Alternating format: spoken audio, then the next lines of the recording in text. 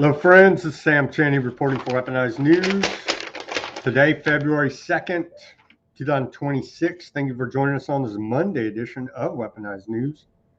We have a lot to go over here now. For you today, it's Groundhog Day. We'll cover that. The prediction of, I can't pronounce his name, Punxsutawney Phil, right? The groundhog. We'll cover that. Stay warm out there. It is still very cold across most of the country. Florida braces for coldest conditions in decades. It's being reported. So even there in Florida. What do we got today? We got, well, Marjorie Taylor Greene says MAGA was all a lie. We'll cover that. Trump signed executive orders today at the White House. They still haven't issued them. They put out a video of them signing them. The White House has still not issued the text of the executive order so we can read through it. We have some economic news, what's going on in the extremely volatile precious metals markets. We have some fourth quarter earnings reports to go over. Thankfully, Palantir and Technocracy are doing wonderful. And so we do appreciate that. We got more fallout about ICE. What else is going on there now with ICE? The medical examiner, they're out of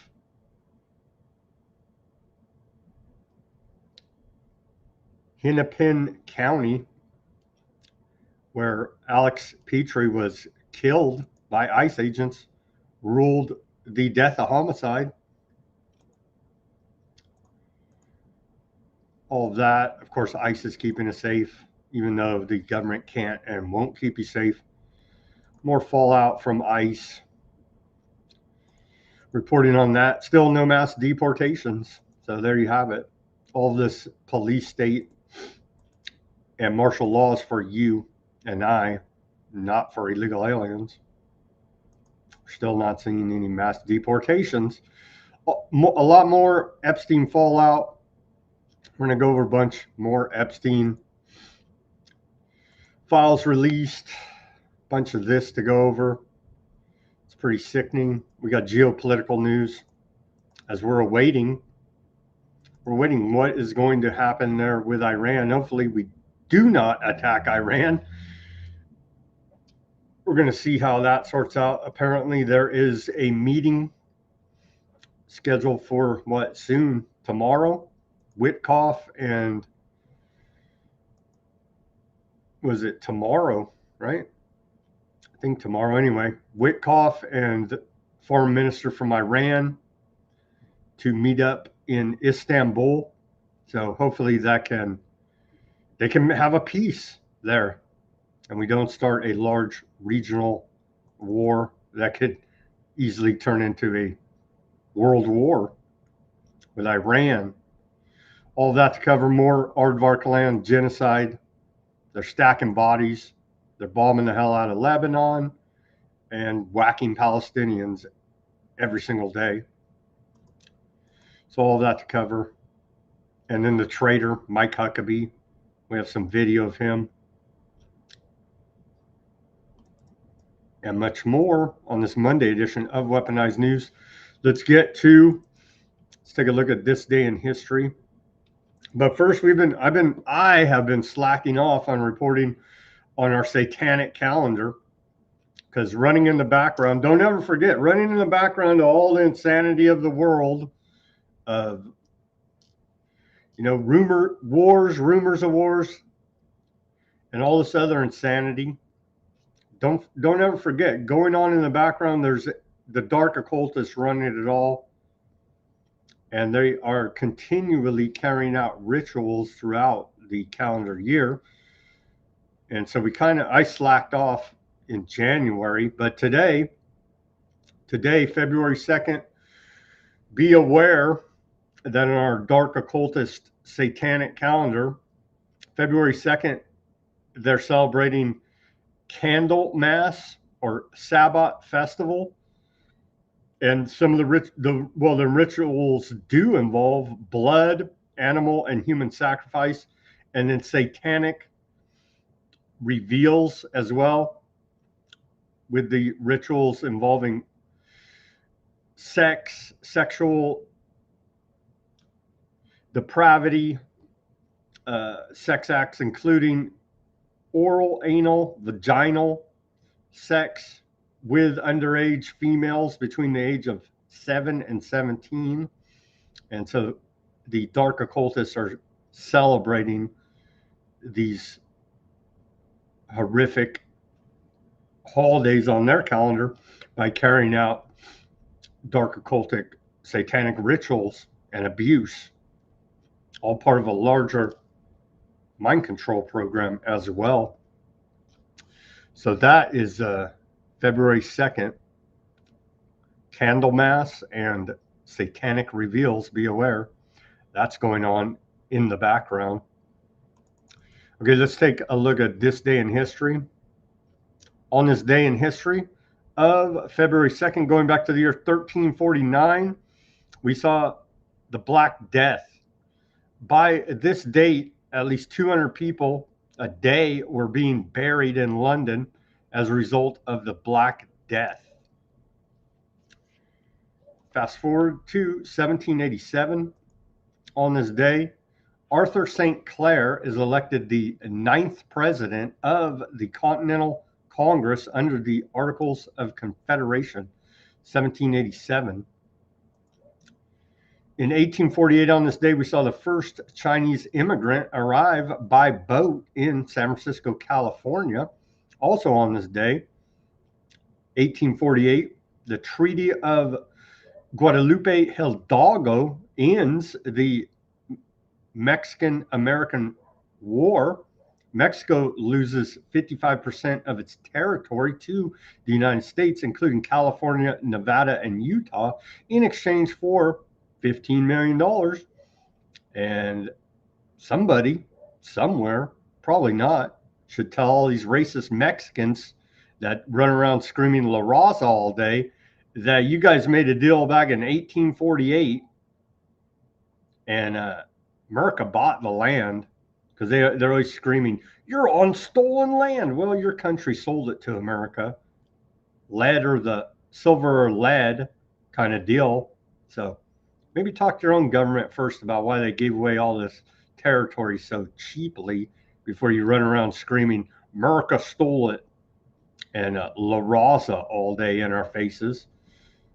Treaty of Guadalupe Hidalgo ends on this day, 1848, with America purchasing again California, Nevada, and Utah. $15 million. That's a hell of a real estate deal. Okay, in 1887, on this day, we celebrated the first Groundhog Day. And so we're going to get to today's prediction from Pax Satani Phil. I just slow down talking, right? And then I can pronounce my words better. Okay. On this day in 1901, the U.S. Congress passes the Army Reorganization Act, placing the minimum number of men under arms at 48,000. Of course, that's unconstitutional. Our criminal government never let the Constitution get in the way of their agenda. Now have they? On this day in 1933, Göring bans communist gatherings. Hermann Göring bans communist meetings and demonstrations in Germany on this day, 1933. 1942, on this day, we saw the Los Angeles Times urge security measures against Japanese Americans, and they got their wish, didn't they? They got a bunch of Japanese Americans to be rounded up and put in concentration camps here in America. We appreciate your concern there, Los Angeles Times. Also in 1942, the U.S. auto factories switch from commercial to war production. In 1944, On this day, Allied troops first set foot on Japanese territory. In 1954, on this day, then President Eisenhower announces the detonation of the world's first hydrogen bomb. And so that was very good of them there to start up the old Cold War. In 1964, on this day, G.I. Joe debuts as a popular American boys' toy. In 1980, on this day, the FBI releases details of Abscam, a sting operation that targeted 31 elected and public officials for bribes for political favors. 1980, they acted like they cared about corruption in this country. In 1992, country singer, songwriter Willie Nelson ponies up and pays his delinquent tax bill. Willie Nelson settles with the IRS on a $9 million tax payment of an outstanding bill of $16.7 million. In 2016, on this day, we saw the first case of Zika virus contracted on U.S. mainland Texas, and second known sexually transmitted case confirmed in Texas. Yeah, can't really. I'm not going to really comment on that, but I don't believe it. But whatever, dude. On this day in 2021, Alejandro Mayorkas is the first Latino and immigrant to be confirmed as head of the U.S. Department of Homeland Security. He belongs under the prison for all the crimes that old, and they left out the Aardvark connection there as well. But old Mayorkas deserves to be in prison for life, probably capital punishment for treason, trafficking, and the like, straight up treason. But hey, he's the first Latino to head up the Gestapo here in America. So we should all praise him, right? Right. And also in 2021, Jeff Bezos announces he is stepping down as CEO of Amazon after 30 years, becoming executive chairman. And again, Bezos, frontman for the government, for DARPA, the military industrial complex. And so, yeah, he built it in his garage, we know. But turns out he's also a frontman for the military industrial complex, if you didn't know. Just saying there. But we do appreciate his efforts in his garage. And in 2021, Pete Buttigieg, or Buttigieg, or however you say his stupid name, I think they come up with these names on purpose so you can't even pronounce it correctly, is the first openly gay person to be confirmed to a U.S. cabinet post as Treasury Secretary. Well, at least all Buttigieg, however you say his stupid name, at least he's open about it, and then they get into all their weird, twisted stuff, adopting babies and all this, but at least they're open about that part of their weirdness, and so they can't be blackmailed. So I appreciate that, but they get into all kind of other weirdness. So yeah, really makes me want to throw up, honestly, but at least he's out of the closet and not blackmailed on that front. I'm sure he's blackmailed on many other fronts, but that's a story for another show. And where are we at here? On this day in our civil liberties history, we saw in 1931, on February 2nd, we saw the first mass deportations of Mexican Americans in Los Angeles, partially in response to the Depression, but also because of anti-immigration sentiment and specific bias against Mexican Americans. U.S. authorities on this day began rounding up and deporting Mexican Americans to Mexico. Some of these were U.S. citizens who were deported illegally.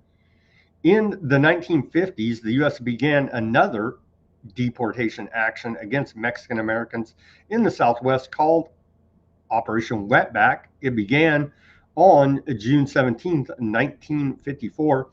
The most outrageous actions by the U.S. government in recent decades involved the detention of children occurred on the southern border of the U.S. under the administration of both Barack Hussein Obama and Donald Trump. They leave that part out of this report. And it also happened under the Biden administration. So let's not let anyone off the hook here. And in 1991, on this day, Pentagon bans media coverage of military casualties returning to U.S. Under orders from President George H.W. Bush, the Pentagon on this day banned the news media from covering the return of U.S. military casualties at the U.S. at Dover Air Force Base in Delaware. The ban was put in place at the time of the first Iraq War, Operation Desert Storm. The ban was justified as a way to shield grieving families from media attention because they care so freaking much, let me tell you, about the families of dead soldiers. Critics, however, argued that the government was trying to hide the human cost of war, and the policy became especially controversial during the wars in Afghanistan and Iraq under President George W. Bush. The Obama administration lifted the blanket ban on media coverage of the return of fallen soldiers February 26, 2009. And with that, here's our segue to the news on Groundhog Day. 6 more weeks of winter. It's being predicted by the groundhog here. Hear ye, hear ye, hear ye. Now on this February 2nd, Punxsutawney Phil, the seer of seers, prognosticator of all prognosticators, was awakened from his wintry nap at dawn on Gobbler's Knob. Phil looked to the skies and then, speaking in groundhogese, directed President Dunkel to the proper scroll, which reads, "It's my great honor to answer your annual call. So I rise again this morning to greet you all. But today I wake thinking of numbers and time. America turns 250 and I'm at least 139. Let's celebrate all, young, old, babies or millennial, and kick off America's semi-quincentennial. We look to the future and not just the past. So I suppose this party could use a forecast. It is my job this February 2 to look to the skies and report back to you that there is a shadow here on my ground. 6 more weeks of winter abound.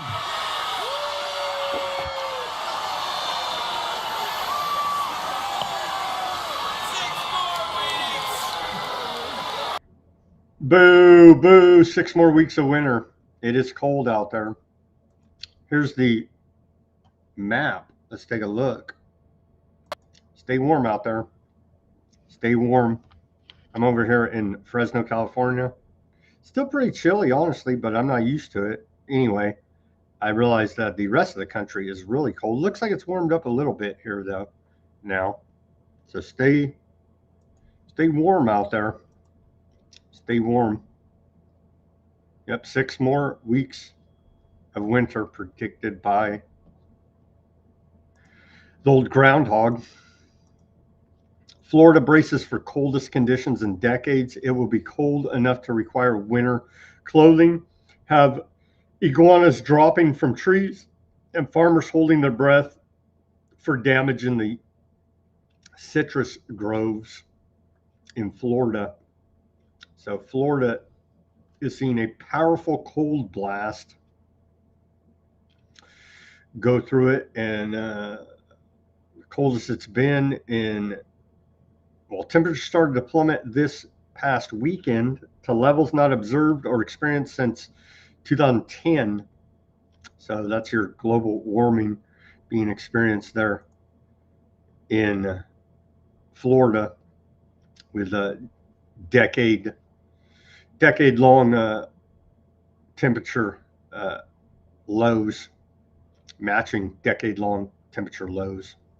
And so the iguanas will be falling out of the trees. They're frozen to death. Here's a little map of Florida. You can see even there, they're getting pretty cold there. Very cold. But what the hell? We're gonna, take over Cuba any day now, so that maybe that can help warm them up. Here's another one of these. This is a crazy story. I reported on the one here in Reedley, California, like 30 miles east of me. The biolab that they had there. Here's another one found in Las Vegas now. Hazmat, SWAT, FBI swarm Las Vegas home after possible biolab found. How many of these are there? We asked that question at the time. There's probably a bunch of biolabs all over the country. These little makeshift biolabs set up. Let's see. Do we got? Maybe not. I thought we had a video report of it. I guess I'll just read to you from the report. Video released by Las Vegas Metro shows a massive response by hazmat SWAT teams and the FBI early yesterday morning. SWAT teams conducted raids on 2 homes, then focused the investigation on just one house. Inside, agents discovered refrigerators and vials containing unknown liquids. Hazmat teams worked carefully to properly remove the items and keep the surrounding neighborhood safe. The sheriff says this is an extremely complex situation that requires a tremendous amount of resources. One person is in custody, but the identity has not been released. Investigators say there is no threat to the public at this time. Back in 2022, an illegal biolab was found in the city of Reedley, California. I went there and reported on it, and our local government ran around covering it up and pointing fingers, and no one taking responsibility, as per usual. Yeah, we covered that. So not much other details. We'll have to follow this story as it develops. Reported by ABC7 right there.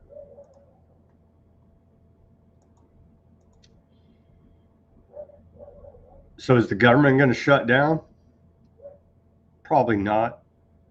Here's Trump today says, I'm working hard with Speaker Johnson to get the current funding deal, which passed the Senate last week, through the House and to my desk, where I will sign it into law immediately. So there you go. Trump's pushing for the government to stay open.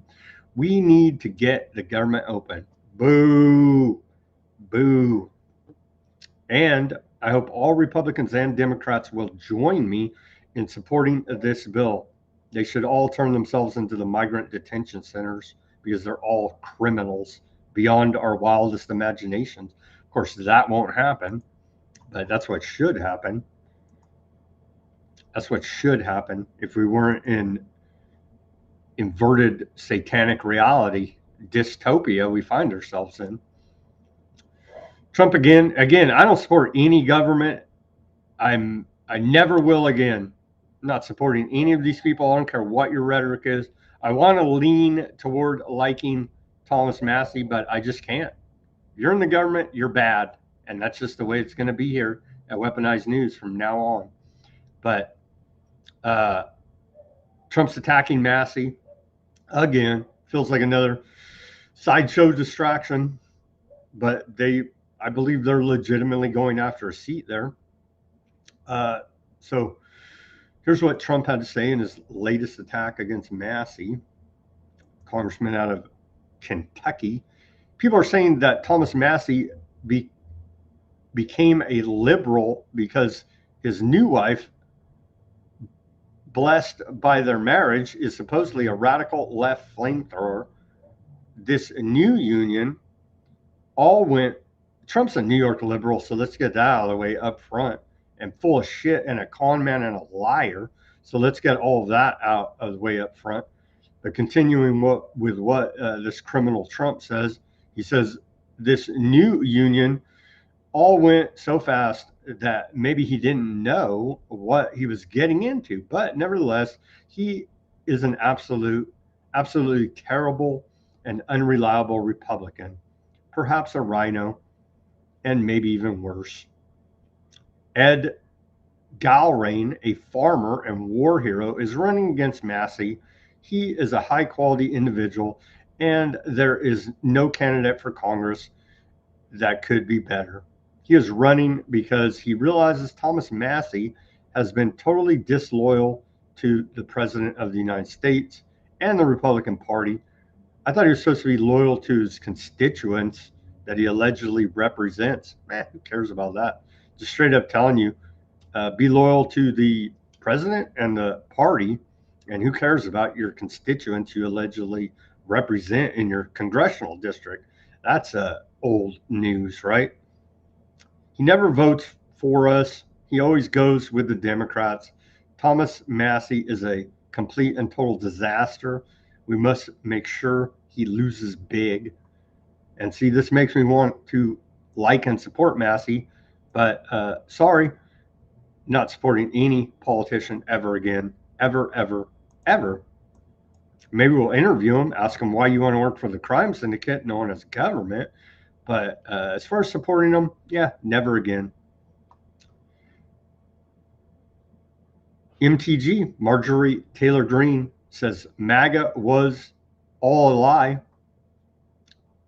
Reported by The Hill. Here you go. MAGA was all a lie. It is a lie. Former Representative Marjorie Taylor Greene, Republican out of Georgia, said President Trump's Make America Great Again slogan was a lie, saying his first year back in office was focused on obliging wealthy supporters. Indeed, it's pay for play, bribery, scams, blackmail, you name it. I think people, it's a racketeering operation. I think people are realizing it was all a lie. It was a big lie for the people. What MAGA is really serving is this administration. Who they're serving is their big donors, Greene said in a radio with radio personality Kim Iverson. I don't believe that Kim Iverson's like an internet personality. She used to be at The Hill. Anyhow, Greene said this in an interview last Wednesday. The big donors that donate all the money and continue to donate to the president's political action committees and donate to the 250 anniversary and are donating to the big ballroom, she added. Yeah, that's your corporate your technocratic corporate governance. We've covered it here at Weaponized News, those sponsors of America 250. Continuing here, the former Georgia representative recently resigned from Congress after airing concerns over the future of health care premiums and the war in Gaza, citing fractures within the GOP and falling out with Trump and MAGA despite years of loyal support for the president. Yeah. In the interview with Iverson, she went on to say, those are the people that get the special favors, they get the government contracts, they get the pardons, or somebody they love, or one of their friends gets a pardon. Yeah, it's racketeering.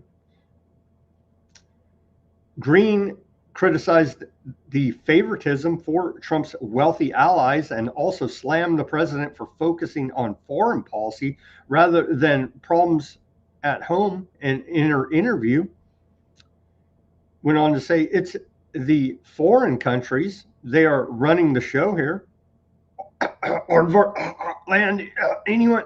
Sorry, I had that in my throat there. She went on to say it's the major big corporations and what is best for the world. That's really what MAGA is. We are seeing war on behalf of Aardvark land. We are seeing the people of Gaza, innocent people in Gaza, hundreds of thousands of them, completely murdered so that they can build some new real estate development. Money can pour in and everyone can get rich there in the new Gaza. And we're seeing a whole plan play out, which is really a new world order. Oh, you don't say. Yeah, it's called technocracy.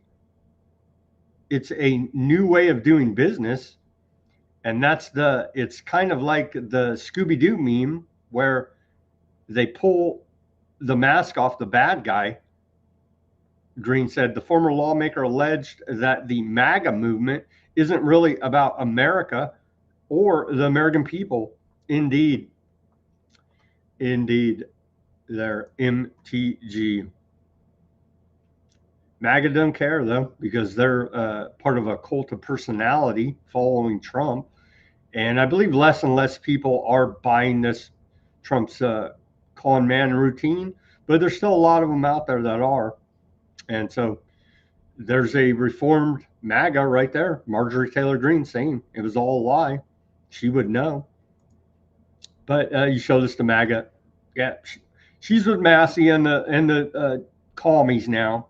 Is all, you know what I mean? It's just idiocy upon idiocy. But that's the truth of the matter, is that MAGA was all a lie.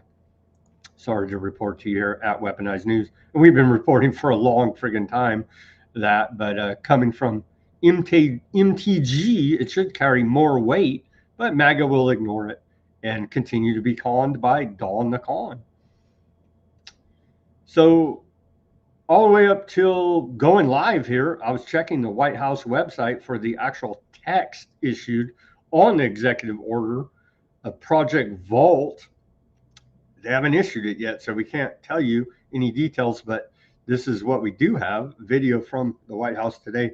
Trump signing executive order to create Project Vault, a stockpile of U.S. critical minerals.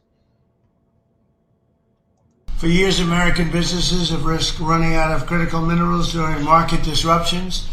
Today, we're launching what will be known as Project Vault to ensure that American businesses and workers are never harmed by any shortage. We don't want to ever go through what we went through a year ago. Remember, he shut down the entire world economy for Operation Warp Speed? They don't like to talk about that. Just as although it did work out, thank you.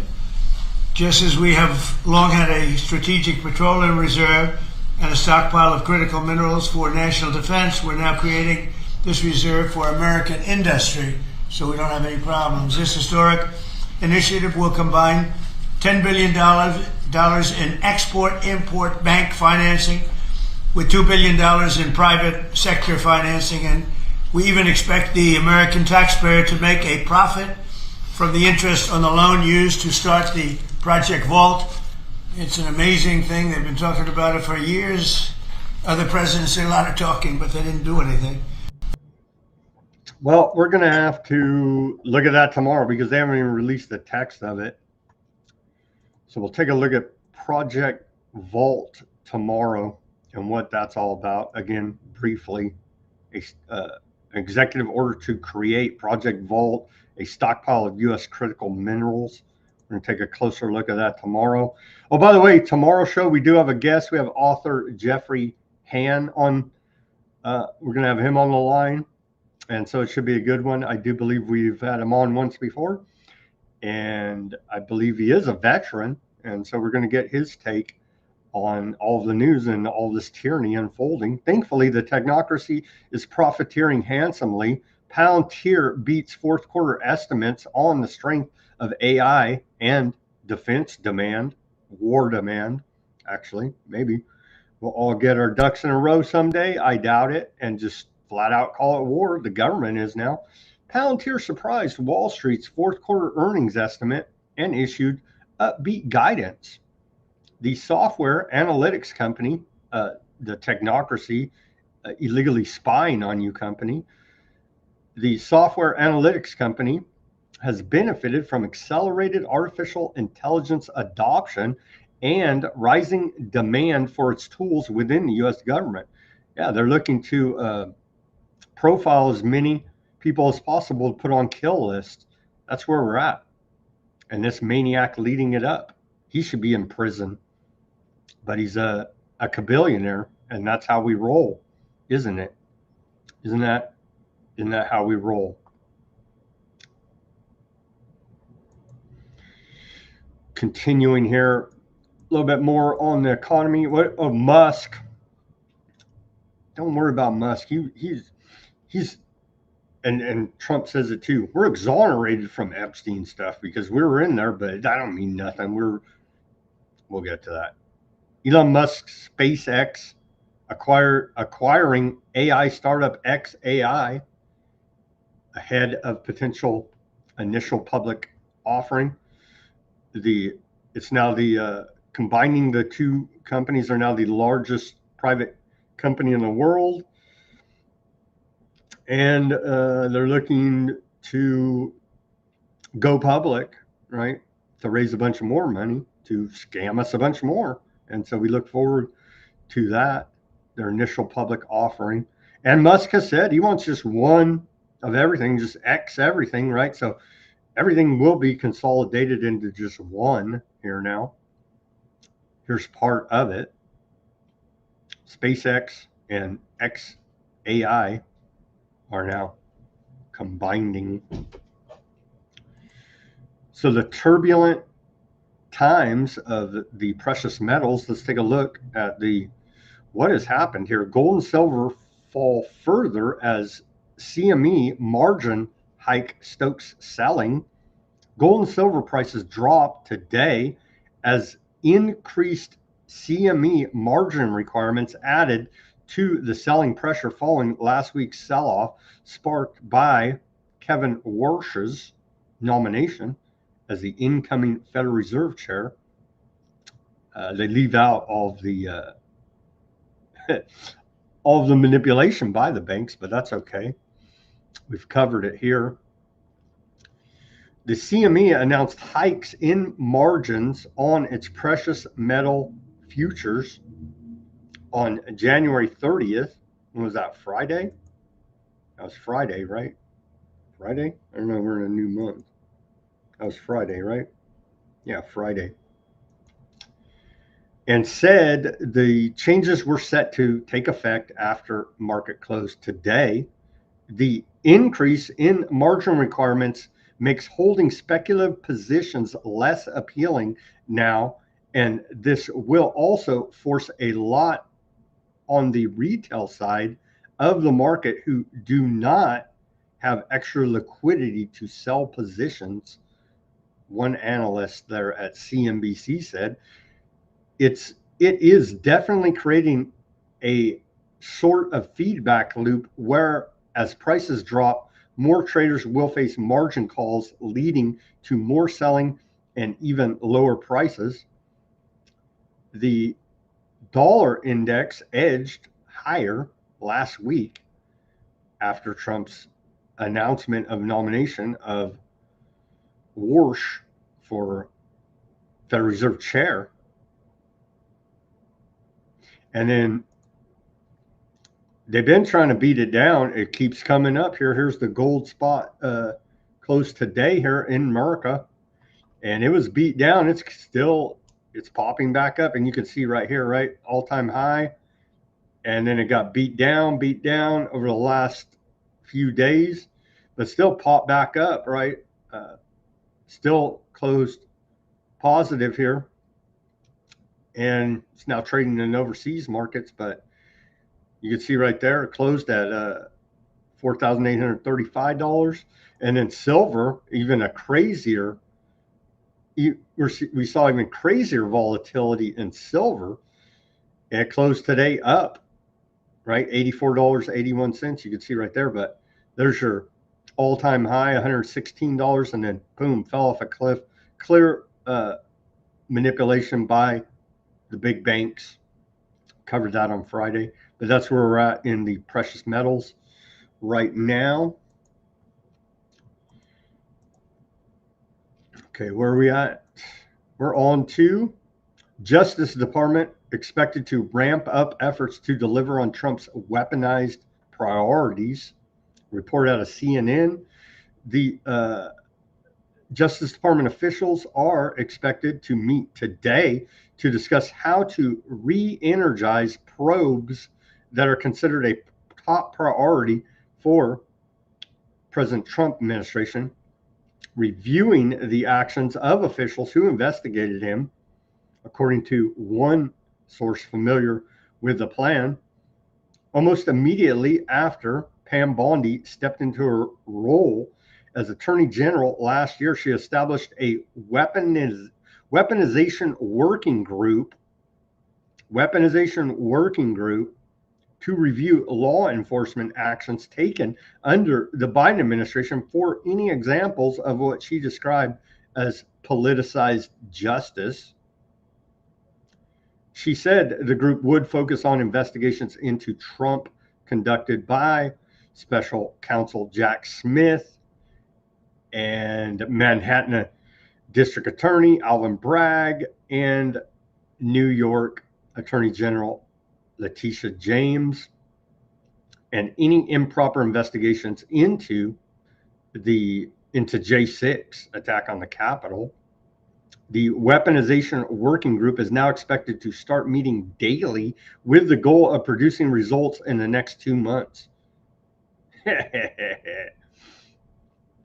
All smoke and mirrors, nobody's going to get in trouble. Oh, remember we got Comey. Your indictment was bunk. It got the court threw it out. We got Letitia James, right? No, your indictment was bunk. The court threw it out.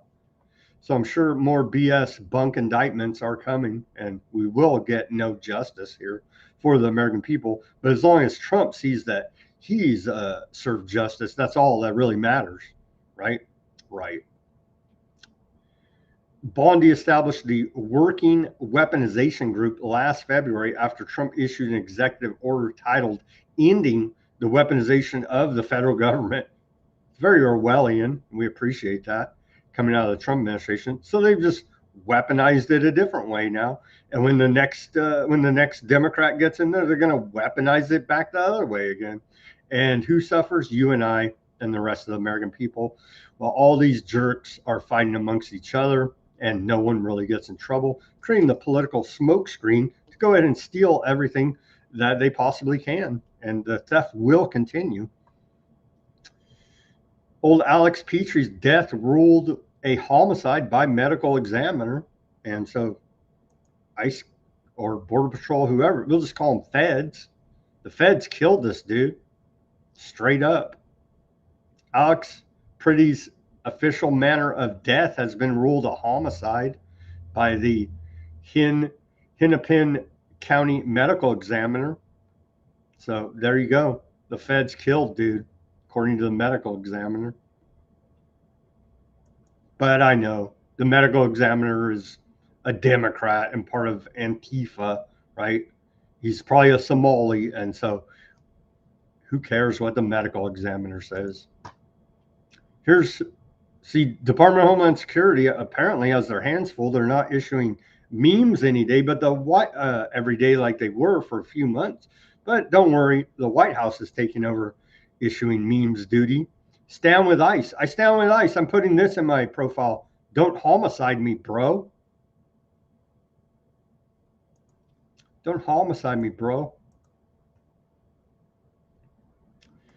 Trump says the biggest problem our country has is that the Democrats are soft on crime. Really? You're pretty soft on crime there too, buddy, with no arrest of anyone of any significance. You arrest a bunch of illegal alien criminals, but yeah, not so much on the big systemic corruption and crime going on, i.e. the banks. The biggest problem our country has is that the Democrats are soft on crime. Really? They want to protect the criminal, violent and vicious as they may be, at the expense of our great American citizens and patriots. That is not what America is about and never will be. That's exactly what America is about, actually. And so the White House posted this: murderers, sexual predators, and arsonists. Oh, not everybody involved in Epstein, illegal aliens. And so they are getting bad illegal criminals, illegal alien criminals. Yeah. Yeah, here's a bunch of them. Still no mass deportations, though. You see? Complete and utter failure. Well, Hollywood celebrities embarrass themselves trying to drum up hatred of ICE officers from the Grammys. The Grammys were last night, apparently. DHS law enforcement was working hard arresting sexual offenders, child abusers, and criminals convicted of assault in Minnesota. Some of the crimes arrested during Operation Metro Surge on Friday and Saturday. And they go through a bunch of them and show their mug shots. And yeah, good job, get them. And then when you're all done with that, turn yourselves in. That won't happen. Ice Barbie, Christy Nome, dog killer lady, says effective immediately, we are deploying body cameras to every officer in the field in Minneapolis. As funding is available, the body camera program will be expanded nationwide. Trying to cover their butts there a little bit. It's too late. The feds killed that dude. Pretty. Americans overwhelmingly support deporting criminal illegals, local cooperation with ICE. Article published by the White House. They say as radical left Democrats continue their reckless obstruction, go arrest them then. They won't do it. So it's falling on deaf ears, all your cries here now, Trump administration. They're talking about polls here. Stick your polls. Yeah, large majority want illegals deported. And we want, I don't know, maybe I'm the only one out here. I think anybody with any sense, you'd want the ringleaders, the puppeteers that orchestrated this mass invasion of illegal aliens over the last 5 years under the Biden administration, right?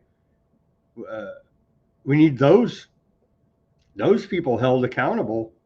The government, Mayorkas, as we mentioned, the NGOs, the nonprofits, a bunch of more people in the government, nothing, jack, zero. Yeah, we got a illegal alien murderer off the streets and deported him. Good job.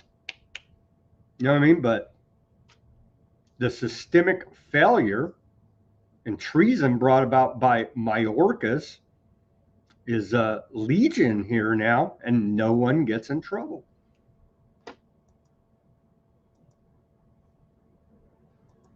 Here's Ice Barbie. She claims that, we won't even play the clip, but Ice Barbie claims 0 children have been trafficked since she's taken over. I have a hard time believing that.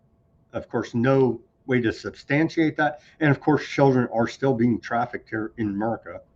But and they're telling, and the feds are always telling us too. They're very contradictory, right? Oh yeah, there's all these kids missing.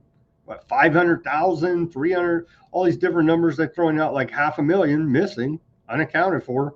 But trust me, I'm Ice Barbie. None of them have been trafficked since I shot my dog. You know what I mean? It's just beyond bullshit, but that's what they're selling us. And we still, who's responsible for all those kids? There's adults involved.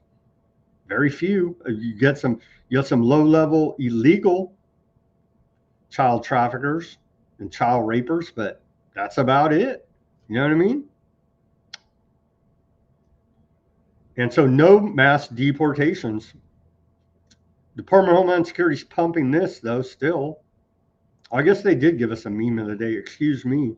Here's the meme of the day from Department of Homeland Security. Homesick? DHS.gov// CBP home. Take advantage of the historic Border Patrol home deal.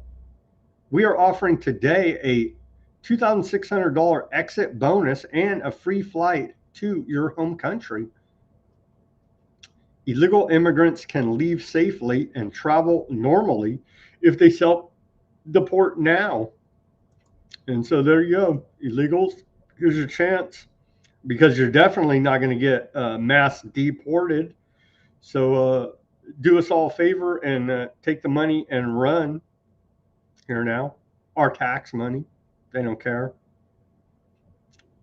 So take the money and run there, illegals. $2,600 and a free ride home.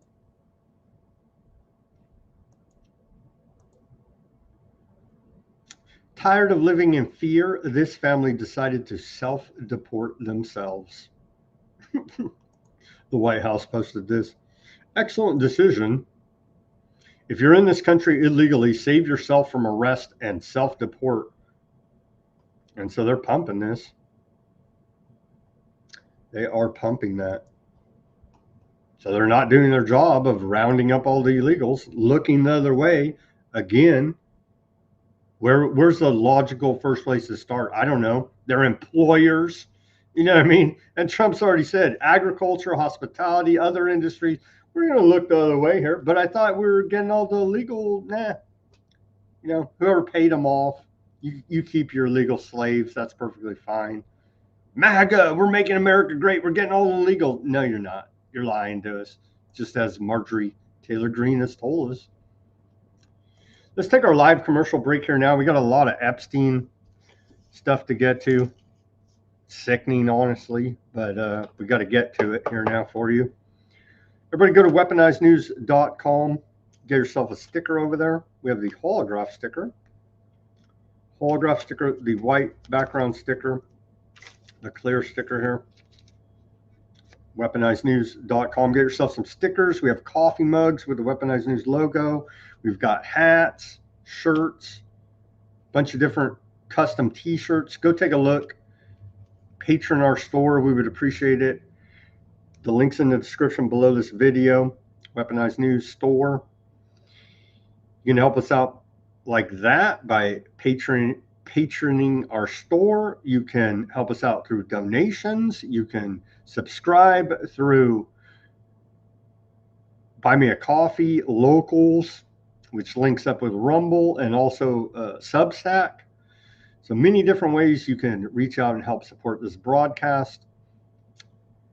Again, in the description below this video, our Cash App, Buy Me a Coffee, and Bitcoin wallet address, all in the description below this video. Any which way that you choose to help us and support us, we truly do appreciate it. Give us that like, share, subscribe, push that notification button. All of that's free. We appreciate it truly at Weaponized News. Let's hear a word from our sponsor, as it is tax season now, and this is my company, Abazaba Enterprises. So if you need any help, reach out. Here's a word from our sponsor. We're back with the second half of Weaponized News here to go through a bunch of this Epstein stuff. Running a small business feeling overwhelmed by numbers and paperwork? Abazaba Enterprises has your back. Our expert business solutions include accounting, QuickBooks support, payroll, taxes, and top-notch consulting. Let us handle the details so you can focus on growing your business. Business Solutions Accounting, QuickBooks, Consulting, Payroll, Taxes. Call 559-577-9250. Call Abazaba Enterprises today at 559-577-9250 for stress-free solutions. And welcome back to the second half of Weaponized News. Yeah, if you got anything that they mentioned there, any of your accounting, tax, anything like that, give me a call and we can help you out there. Welcome back to the second half of Weaponized News on this Monday, February 2nd, 2026 edition. Thank you for joining us. Now on to the sickening part of the show, the Epstein stuff. Still more, there's so much coming out, and they still haven't released like half the files. There's like 3 million some odd files they're still sitting on, and we'll probably never get those. Here's U.S. Deputy Attorney General Todd Blanche saying there's still no one to investigate in the Epstein files, and then we'll answer why that is the case, potentially. So we're still looking. There's nobody else involved. Trump and Musk definitely weren't involved. They tell us repeatedly. You said this is the end of the Epstein, of your review of the Epstein files. So just to clarify, is the public going to learn the identities of the men who abused the girls with the information that you're releasing? And if not, why not? And then I have a quick follow-up. I mean, you just baked in an assumption into your question that I have never said and I don't know to be true. Is the public going to learn about men that abuse these girls? Like, what does that mean? I mean, I don't understand what that means. Well, I mean, they're the men who abused the young women through Epstein's. Look, we said in July, and it remains as true today as it was in July. If we had information, we meaning the Department of Justice, about men who abused women, we would prosecute them. Right? We talked about the work that we're doing. That's why I said that. I said this earlier. There's this built-in assumption that somehow there's this hidden tranche of information of men that we know about that we're covering up or that we're choosing not to prosecute. That is not the case. I don't know whether there are men out there that abuse these women. If we learn about information and evidence that allows us to prosecute them, you better believe we will. But Sure. Well, this could be a clue. This could be a clue. I don't trust her either, but it makes a lot of sense here now if we put all the pieces together. Ghislaine Maxwell claims 29 people who reached secret Epstein settlements were not indicted. And so we reported that Friday, I believe. But that's tying it together. Why does no one in America get in trouble? We got a couple foreigners have resigned due to shame, but America, we have no shame. And so we will continue paying taxes to the crime syndicate known as your U.S. federal government. And they have plenty of order followers that will come and kill you for the crime syndicate, you see. And that's where we're at. Nicki Minaj of White House fame here now, right? She posted this. She says, your favorite artist has been practicing rituals in a satanic cult where they take babies from other countries and mutilate and kill them as a form of blood sacrifice to their god. You see, when your master is Satan, you must constantly shed blood. However, the jig is up. Is the jig up? Nicki Minaj, no one gets in trouble. I don't think the jig is up. Everybody knows about it.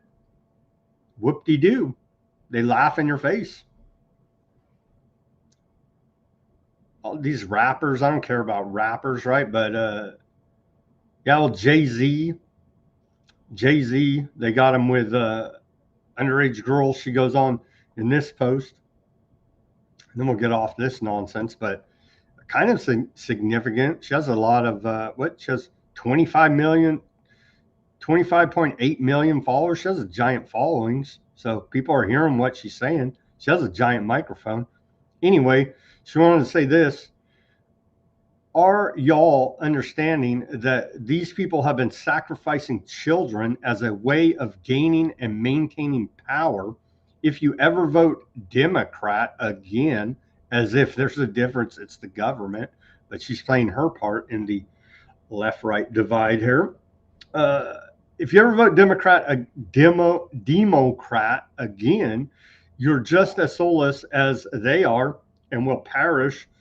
Maybe it's time for me to do some story times, since I was trying not to say what I know, yet they continue to attempt bullying.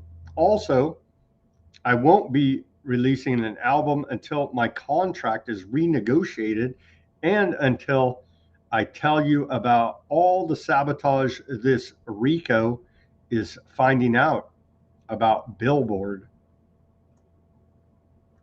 Yeah, they're racketeering along with the government. And so, yeah, why is Jay-Z with these young girls? Yeah, who cares? You know what I mean? That's the least of our problems, honestly, what these rappers are doing. Flashback to in 2019, 21-year-old Gabriela Rico Jimenez made statements alleging extreme abuse connected to Jeffrey Epstein. Newly released Epstein-related documents show that some elements she referenced were already known to investigators, though they stopped short of substantiating her most extreme claims. Jimenez vanished shortly after making the statements, and there is no public record of a follow-up investigation explaining her disappearance. Remember this clip? It's circulated around. Let's play it again. In Spanish, translated in English. They ate humans. Indeed. ¡Comieron humanos! ¡Asquerosidad! ¡Comieron humanos! Yo no estaba enterada de nada. Que había, o sea, los asesinatos sí, pero que habían comido humanos. ¡Humanos! ¡Fuera la carne humana! ¡Comieron! And yeah, she's now subsequently disappeared. And so I'm sure that was just a wild conspiracy claim she was making. Here's the email tying it all together out of the Epstein document dump. We covered this, where they're talking about the ritualistic abuse by Daddy Bush, right? By Daddy Bush. And this one, they talked about removing the intestines and eating the intestines, eating the feces out of the removed intestines. An Epstein document suggests Roberto Java may have helped facilitate Epstein's escape from New York prison. Epstein didn't kill himself? I don't know. You tell me. You tell me. Did he kill himself? It's looking like maybe he's in that old witness protection program. Newly released Epstein files show him routinely exchanging pornographic links with members of his inner circle. And we're not even going to show it, but and it's blacked out, but basically underage pornography. Just in, they say just in the headline. Trump says, I never went to the infested Epstein Island. Sure, it's all a Democrat hoax that nobody cares about. Trump has also told us throughout this saga. He says, not only wasn't I friendly with Jeffrey Epstein, but based upon information that has just been released by the Department of Justice, Epstein and a sleazebag lying author named Michael Wolff conspired in order to damage me and or my presidency.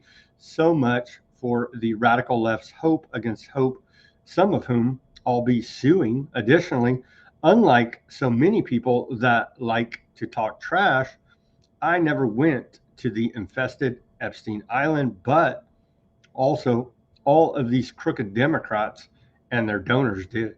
Well, it's just Democrats, you see. So we have nothing to worry about. Here's Trump today when asked about Epstein. And no, he made a statement about me and Jeffrey Epstein. I have nothing to do with that. I have nothing to do with Jeffrey Epstein. And in fact, if you look at the DOJ, they announced, they released 3 million pages. It's like this. And yeah, and they still didn't release half of them. Well, it turns out, according to the failing New York Times, they did a big review of this document dump, and the New York Times has found Trump mentioned more than 5,300 times in the Epstein files, and that's not even talking about all of the redactions, right? So we don't know, obviously, because it's redacted, but 5,300 times. So, of course, Trump had nothing to do with it. That's why he's mentioned over 5,300 times in the 3 million documents that were released. You see, it all makes sense, right? Sure. Dems were conspiring with Epstein. It's backfiring on them because of Bill Clinton. Really? More from Trump today. The problem is that it's turning out to be the Democrats. Really? It's the whole government. Nothing to do with this guy. But yeah, it's a terrible thing. The amount of time that's being wasted. You know, when Epstein was alive, like 10 years ago, nobody cared about it. But they're only doing it. But now it's really hitting back on them because Bill Clinton is such a big part of it. The Democrats are pushing it. And the problem is that it's turning out to be the Democrats that were with and conspired with Epstein. So I think you're probably going to see a little pullback from them. But think of it. They were working together to try and help me lose the election. But this is the Oval Office. Yeah, it's just all about Trump. It's not the international blackmail ring that Epstein was running here. It's just Democrats that are going after Trump. Is the bullshit that lying criminal con man Trump wants us to believe here now. MAGA was all a lie. This claim on Reddit, Epstein's body was switched with boxes and sheets while being taken to the hospital to thwart the media. The medical examiner arrived to transport Epstein to their facility due to the large news media presence outside the jail where he was held. A male from the examiner's office called and said he would be arriving at the loading dock with a black vehicle in order to thwart the media, and used boxes and sheets to create what appeared to be a human body which was put into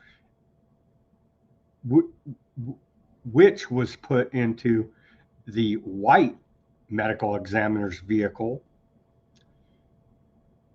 which the press followed, allowing the black vehicle to depart unnoticed with Epstein's body. It's being claimed here now. And they do link to the document. All this will be on Weaponized News Substack, and you can feel free to dig in to your heart's content and throw up all over the place reading a bunch of this garbage. But and then, of course, you can always go right to the DOJ and get it right from the source there as well. Or just be like CNN and say, it's illegal. Remember CNN? I think it was Como, if I remember correctly, when the WikiLeaks Podesta emails came out. He said it's illegal for you to read it, but we'll read it and tell you what they say. No, here I'm saying go right to the Department of Justice. I'll give you the link, or you can search it up yourself and you go take a look what it says. Hollywood produced hype blood transfusion to Epstein as age reversal. Hollywood producer Barry Josephson emailed Epstein about Dr. Angus, young blood transfusions. All you need is a blood transfusion from the pack and you reverse aging. I.e. adrenochrome? Anyone? Yeah. There you go. There you go. So yeah, these sick freaks, it's kind of their thing. But Trump tells us, oh, it's just Democrats, nothing to worry about. Nobody even cared about it. I don't know. It has the entire power structure of the world ensnared in blackmail implicating them in child sex abuse. Yeah, nobody cared, though, really, according to Trump, as he continues to downplay it because MAGA was all a lie, you see. Epstein had a secret child, according to this report out of the UK Telegraph. Sarah Ferguson congratulated Epstein on birth of baby boy 15 years ago. So, according to the emails, Epstein has a baby boy. God only knows what they did to that poor child. Probably sacrificed him. Who knows? Who knows with these maniacs? But there it is. There it is. Your clear eye is the one absolutely beautiful thing. I want to fill it with color and ducks. The zoo of the new, whose names you meditate. Some kind of poem going on there. Diary entries discuss difficulties of her childbirth and then having 10 to 15 minutes to hold and feed her baby before they took her. So maybe there's an Epstein kid running around out there that wasn't sacrificed. Maybe. Jeffrey Epstein was wealth manager for Putin and MAGA. Sources told FBI. That's a report out of Daily Mail. And so Zimbabwe president is Mugabe. This character, I think we all know the most evil man in the world, Putin, right? So, but it was this guy as well, alleged by an FBI informant. A witness in an FBI questioning in 2019 told investigators that First Lady Melania Trump was introduced to President Trump via Epstein, almost like she was one of these Eastern European sex trafficking victims. Don't say. Epstein introduced Melania Trump to Donald Trump.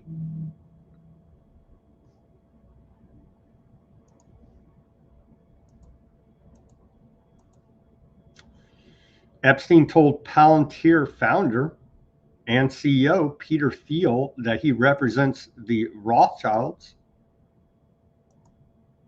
right here in an email between the two. He says, as you probably know, I represent the Rothschilds. I was hoping to figure out a way for the bank that has 160 billion in management can do something in tech. Best client list in the world, prehistoric products. It can wait. Good luck in China. I'll be in Europe again, then Ireland. So if you want to come around the world going west, come to the island, or if you would like to meet in Saudi at the end of the month. Talking to Peter Thiel, Mr. Technocracy, right there. Audio, and this is a long one. This is like 10 minutes. Should we play it? Probably not. Because there's also audio recordings as well as videos and images, as well as all these different text, right? Emails, different communications all released. Here's audio from the dump, from the document dump, right?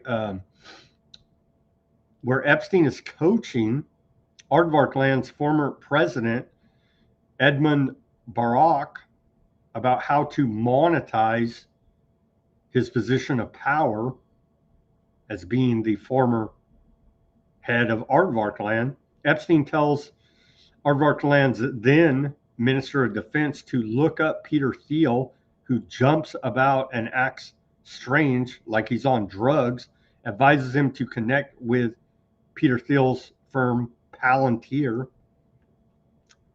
It's like a 10-minute audio clip of it. I don't think we'll play it, but again, the link will be in the description, or it will be at our Weaponized News Substack. And so let's get, upon all these new revelations, I thought we'd check in on old David Icke. He's been calling this out for as long as I could remember. David Icke books from early 2000s saying that a cult of satanic pedophiles run the world, right? And it sounds insane, but turns out old David Icke may have been on to something. Here's what David Icke had to say on the, well, he's had a lot to say, but here's one of his most recent posts. He says, Epstein's revealed connections to Putin and other world leaders and former leaders, along with his very close connections to Trump, Thiel, and current members of the Trump regime like Lutnick, are a glimpse of how the hidden world of the global cult works behind those in official political office who only appear to be making the decisions. The Aardvark land connection is everywhere with Trump, Putin, Netanyahu, Kushner, Lutnick, Zelensky, and so many others, for example, connected to the global network of Chabad Labavitch. I can't even pronounce that, but anyway, that's what that's the conspiracy that isn't. And don't be antiseptic. Don't even talk about that. Real bombshell in the Epstein emails is being ignored. They suggest Epstein played a role in Russian leverage over Donald Trump, offering guidance to people close to Putin on how to influence a sitting U.S. president. Almost like they're all in it together here now, aren't they?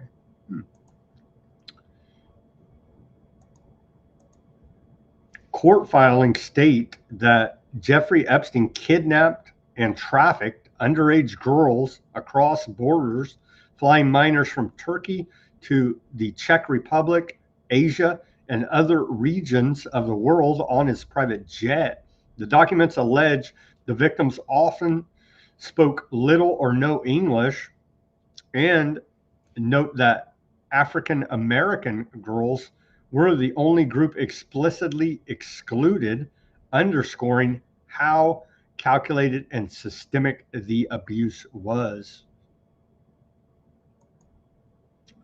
So I guess little African American girls can count themselves lucky they're not wanted to be part of this. And there's the court documents. But hey, nothing happened. Nobody cares, Trump said. Yeah. Yeah, he was internationally trafficking children.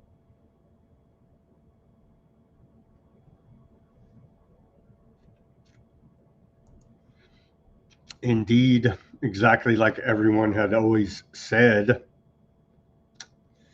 Epstein spoke to Harvard scientists about the sexual benefits of turning children trans and spoke on doing so as young as 3 years old. And so, yeah. By the way, we are now pushing the intervention early. So you notice your 3-year-old son has trans tendencies. So now you intervene with hormones. I would be frightened to do that, but who knows?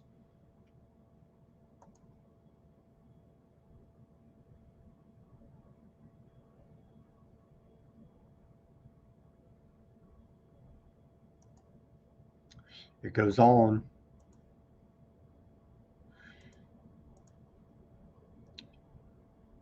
Epstein advises Ariane de Rothschild on building an advisory board that should consist of serious people, preferably some aardvarks.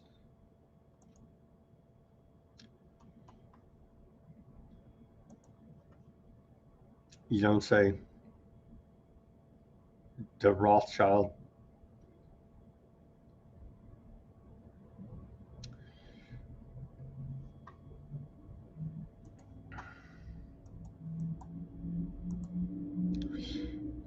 A quote, Mark Fisher wrote an email to Jeffrey Epstein in March 2010 about how aardvark souls are composed of different ingredients and components and have different higher levels than non-aardvark souls.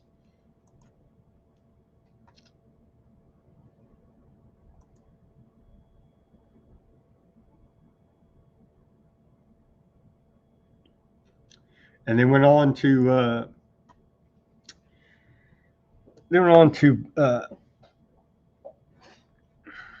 talk about, well, I think we have more here. Let's see. Jeffrey Epstein was directly emailing Bill Gates in 2017 about pandemic and emergency funding strategies. Epstein files expose Bill Gates' JPMorgan plan to turn pandemics into profit machines years before the bat time. Unsealed DOJ documents from the Epstein trove reportedly include 2011 emails laying out a sophisticated playbook for monetizing future pandemics through hidden financial structures. Epstein personally urged JPMorgan's elite asset manager boss to create offshore arms and donor-advised funds tied to Bill Gates' incentives, explicitly designed to rake in cash under the guise of charity.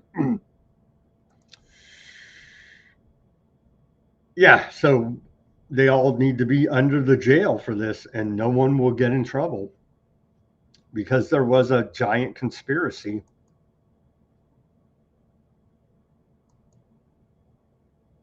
How many deaths have they left in their wake? Millions.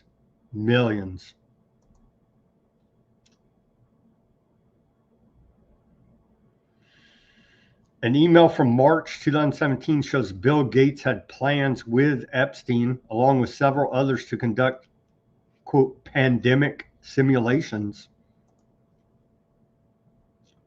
So, yeah.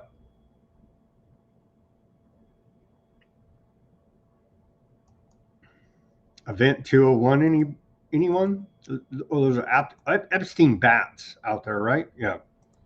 So 2 hours were released, about 2 hours of Epstein interview with Steve Bannon. Here it is. Again, I'll link it on Weaponized News Substack. I listened to about half of it, a little more than half, last night, and couldn't stomach much more. Some of the revelations out of that: Epstein named Bill Clinton as the architect of the 2008 financial crisis.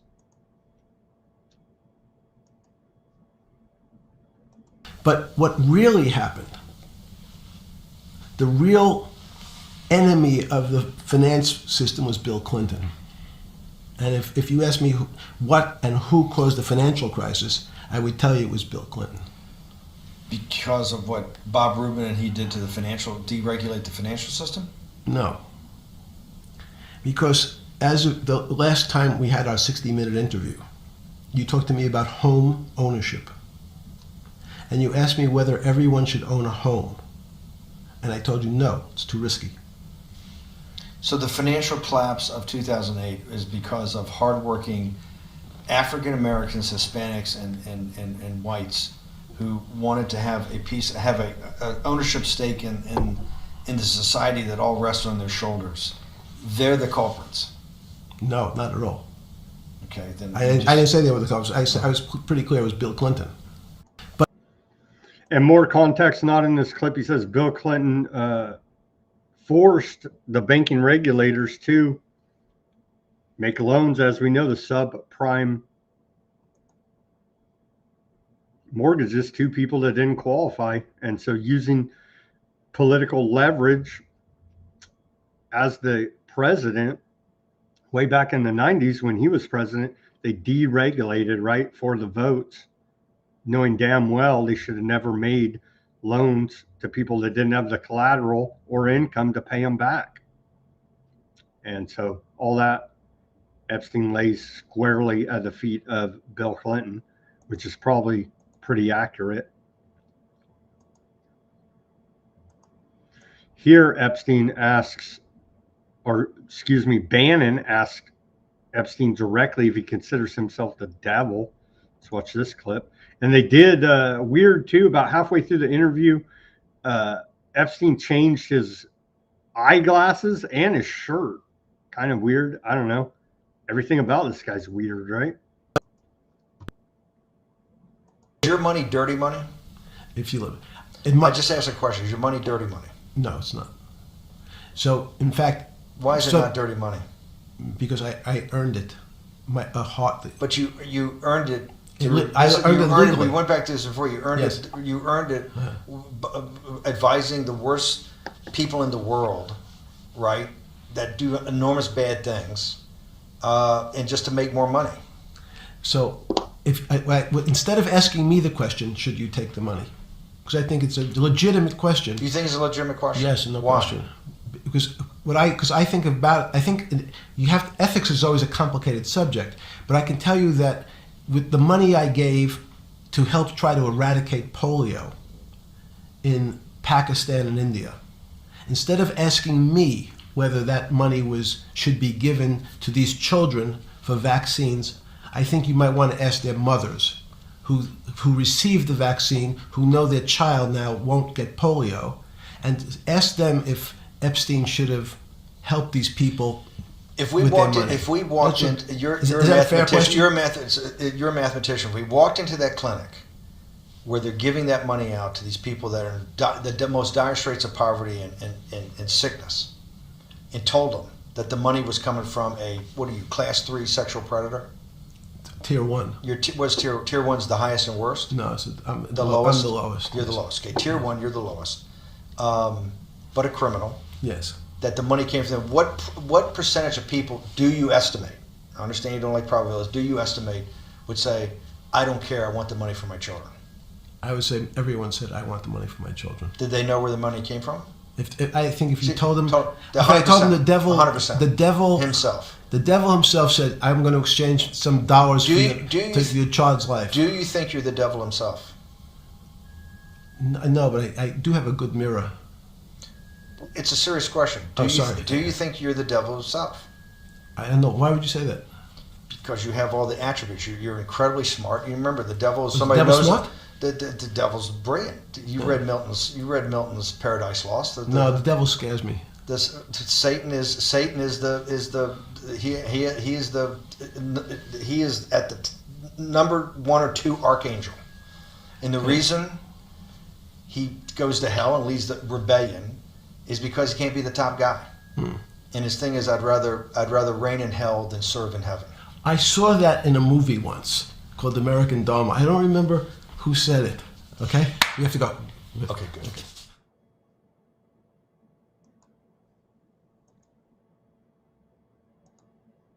There's still I don't know, 12, 15.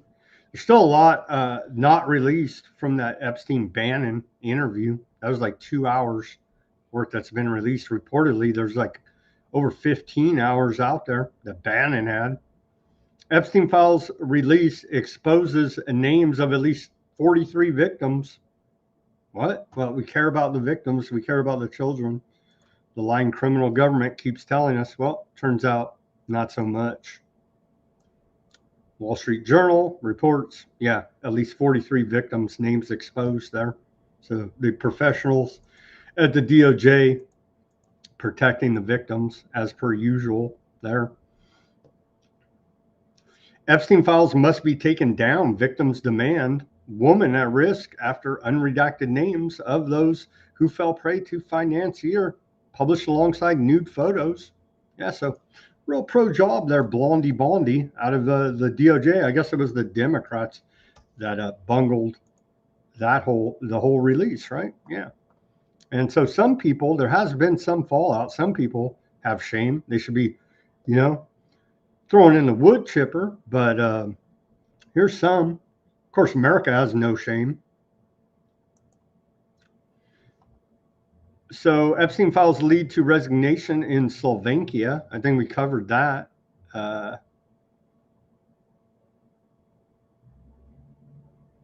So the Slovakian politician resigned. And then you had Lord Mendelsohn resign from Labor Party over Epstein links. This character, Lord Mendelsohn, and so a little bit of shame over there out of the UK. And then this character, CBS News expected to cut ties with contributor Peter Attia over Epstein links. This character. So a little bit of the fallout, but still, you just have to resign? Yeah, pretty much. Top Slovakian official, what the heck was his name?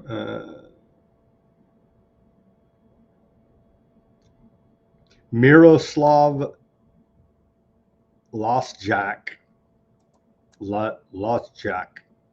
Slovakian anyway, did resign there.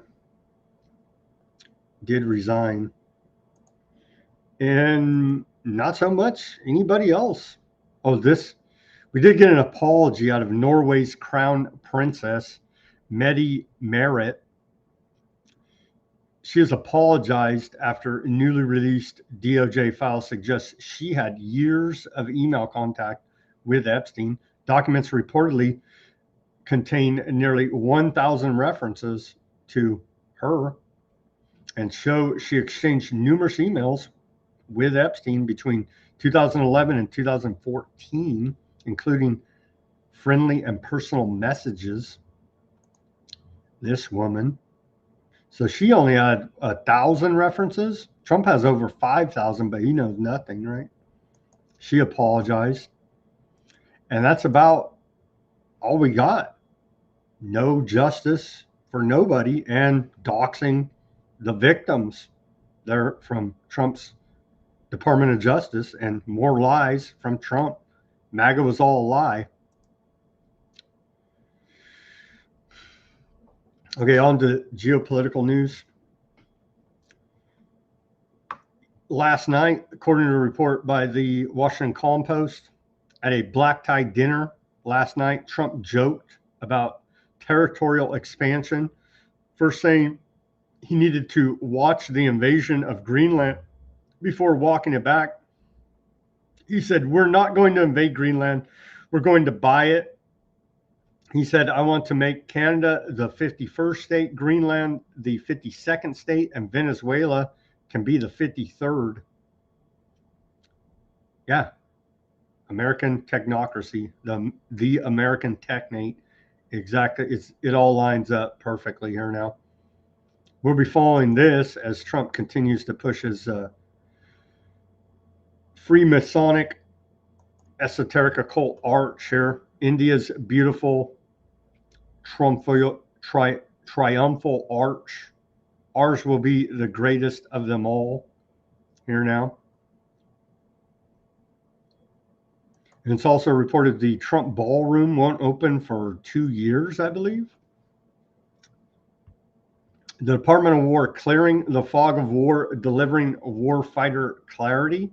Through the Department of War's Quantum and Battlefield Information Dominance, QBID, critical technology area, we're equipping warfighters with precision and unmatched situational awareness needed to dominate every domain of warfare. And here's the meme they posted for that out of the Department of War today. The thumbnail for this video, quantum sensing, battlefield information dominance. Win the next war. So they're saying there is going to be a next war here. A major world war, I would say. Win the next war, Department of War. Meme they posted today. Scaling mass attributable drones, unleashing American drone dominance. Archipelago in the sky. The other part of Weaponized News thumbnail for today, meme out of the Department of War. There you go. Very threatening.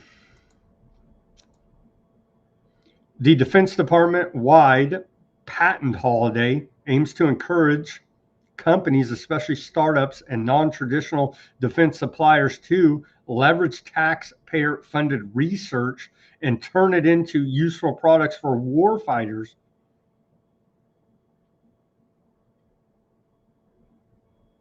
So there you go. We pay for it, and the government patents this technology and then gives it out to their buddies in the military-industrial complex as the Arsenal of Freedom tour is carried on by Secretary of War Pete Hegseth. And so the Air Force Patent Holiday offers businesses inventions for free. We reported on it, but there you go.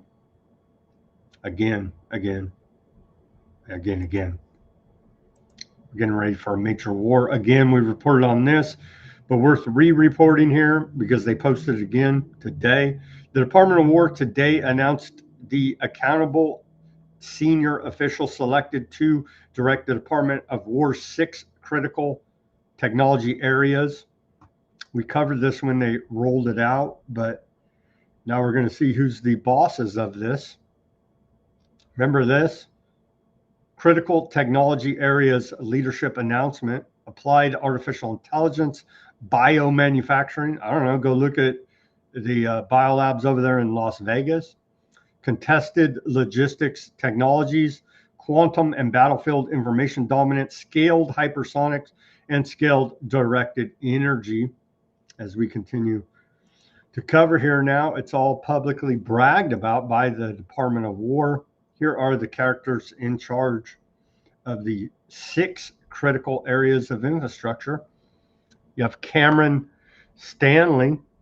He's going to be the head of applied artificial intelligence.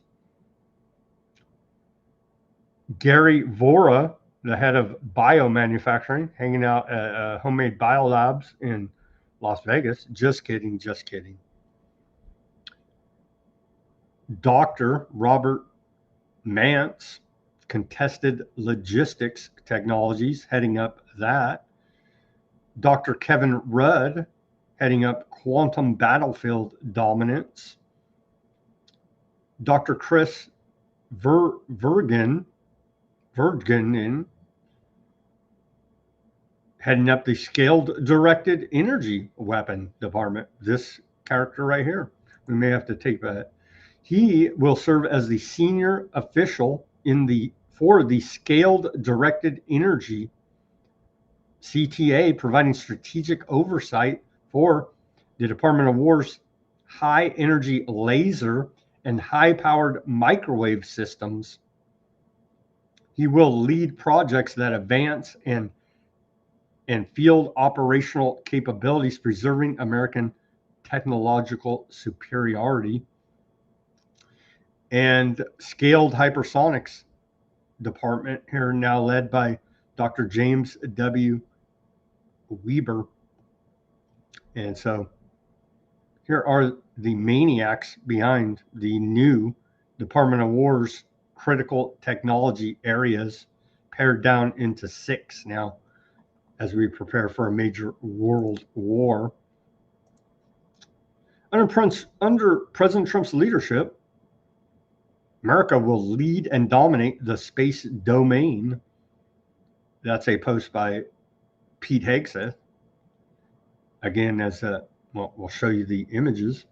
As they're saying, we're going back to the moon later this month, actually. So we can't wait to see that fake video come out. And so there they are flying around NASA's jets, pretending like we're going back to the moon. Here's Pete Hegseth at the Arsenal of Freedom here now. Tour to the military-industrial complex, war profiteers, pumping them up for the next major world war. We will unleash our companies, unleash industry, unleash the competitive spirit that allows America to come out on top. When we compete, we win. When we innovate, we win. When we confront the status quo, we win. And I don't know if you know this, but we have a commander-in-chief who's pretty interested in winning.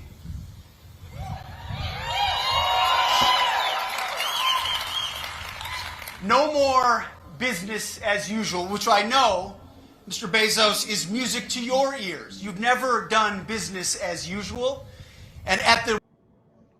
Yeah, he's over there at part of the Arsenal of Freedom military industrial complex tour. He was at Blue Origin. Of course, that's Jeff Bezos' rocket company, another black hole of money laundering and fraud. Here it is. Of course, Bezos, a front man for DARPA the entire time. But yeah, he built Amazon in his garage, let me tell you. Blue Origin there, a black hole of money laundering. And then, of course, building the technocracy. Isn't it wonderful? Isn't it wonderful? Here's Director of National Economic Council, Kevin Hassett. He says, we are reordering the world order, and it's going to end up being great for everybody. Yeah, they're building technocracy right now.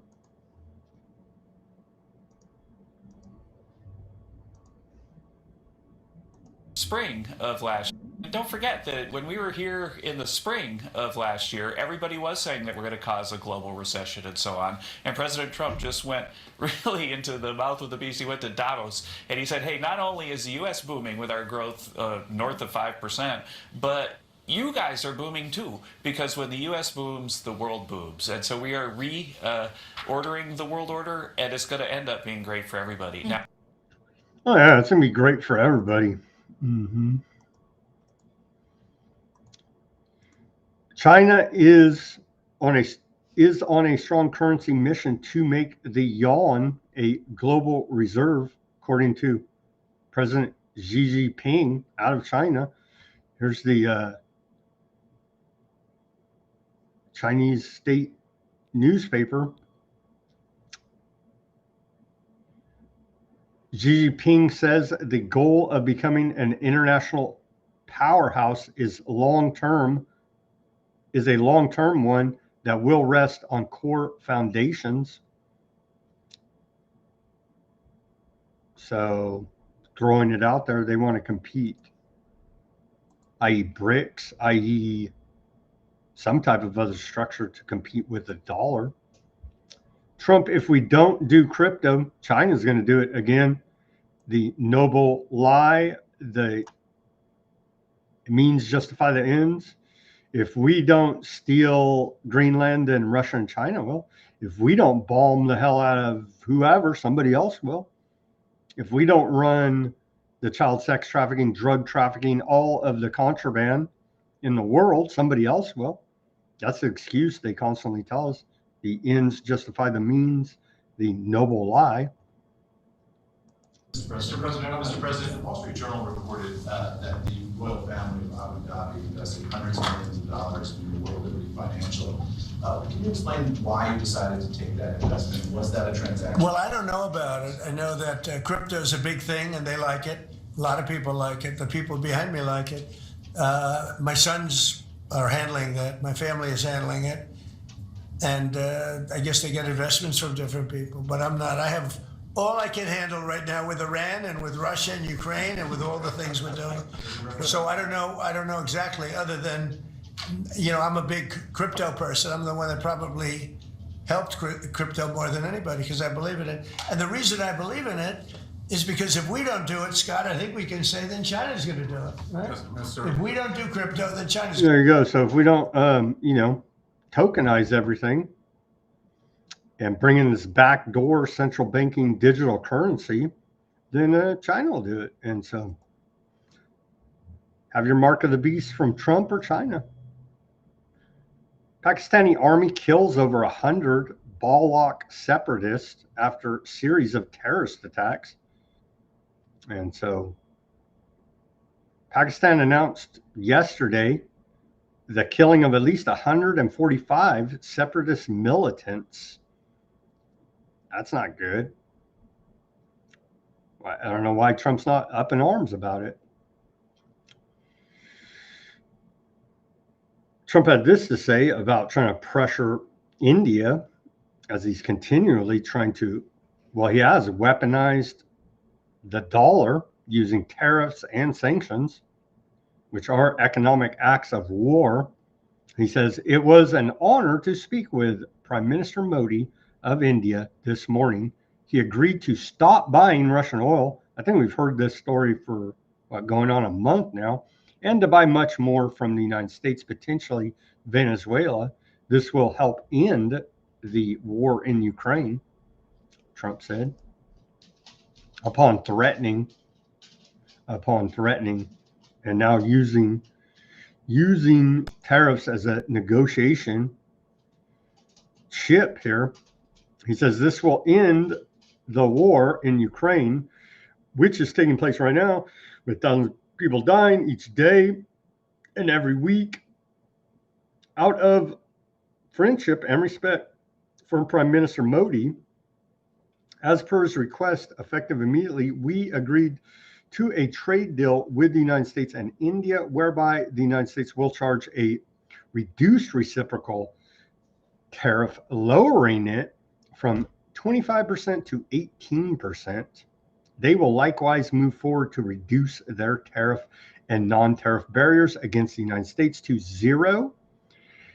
The Prime Minister also committed to buy American at a much higher level, in addition to over $500 billion of U.S. energy, technology, agriculture, coal, and many other products. Our amazing relationship with India will be even stronger going forward. Yeah, I'm sure they appreciate you leveraging tariffs as a threat against their purchase of Russian oil. I'm sure they just love it. Trump and Shadow President Bibi posters seen burned here in a demonstration in Istanbul, Turkey. Report out of Reuters. Let's watch the video.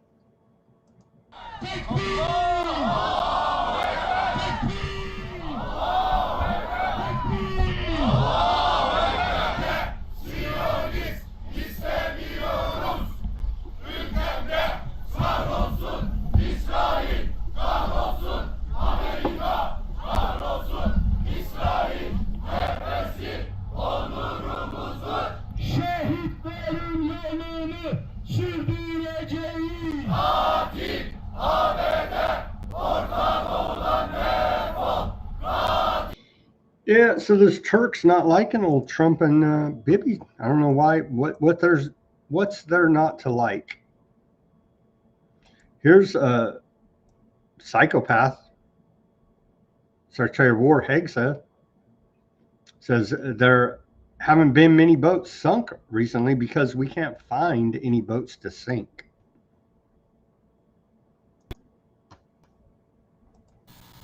Well, I don't know if you've noticed, there haven't been many boats sunk recently because we can't find any boats to sink. And I'll pause for a minor announcement. It's hilarious. Extrajudicial assassinations are hilarious to these maniacs. Old Dan Clown World Bongino's back doing his podcast. I don't know how anybody could believe or listen to it, but I guess MAGA are brainwashed fools that love being suckered and conned by these crooks, right? So old Dan Bongino went and did a year of service at the FBI, and we're told he gave up his media career. He's a humble civil servant. Literally no one got in trouble, did nothing but lie to us about Epstein files and other stuff. Trump went on his show today on Rumble and said that we'll play you the short clip. MAGA are some damn fool suckers. You still support Dan Bongino? Really? Damn, man. But we just stopped that, and what we did with it. And don't forget, I got Soleimani, I got al-Baghdadi in my first term, two of the worst ever. The biggest and the worst. One was the founder of ISIS. He was rebuilding it. I took him out.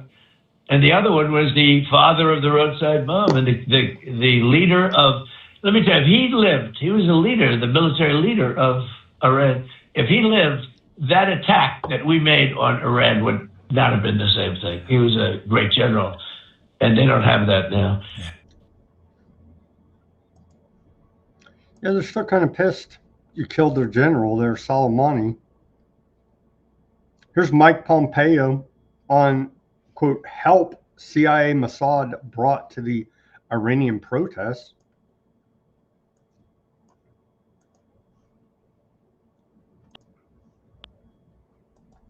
President Trump said help is on the way. Iranian went to the street, but help didn't come. Do you think till now the Trump administration lost an opportunity for a regime change during this uprising? No, I don't think so. By the way, help did come. Lots of help came. You may not see it all. Okay. We may not know about it all, but I'm very confident that the United States is actively trying to do all that it can to support. Yeah, they had Western intelligence, i.e. Mossad and CIA, in their provocateuring at trying to cause a color revolution of regime change in Iran. But let me tell you, Trump cares about the Iranian protesters that the government killed there. You know, I've heard talks about a deal, or there's no chance.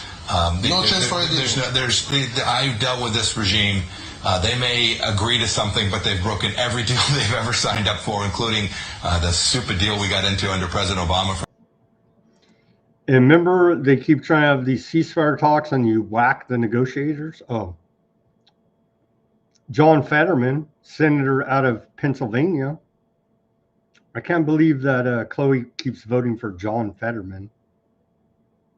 See if you guys catch that in the chat.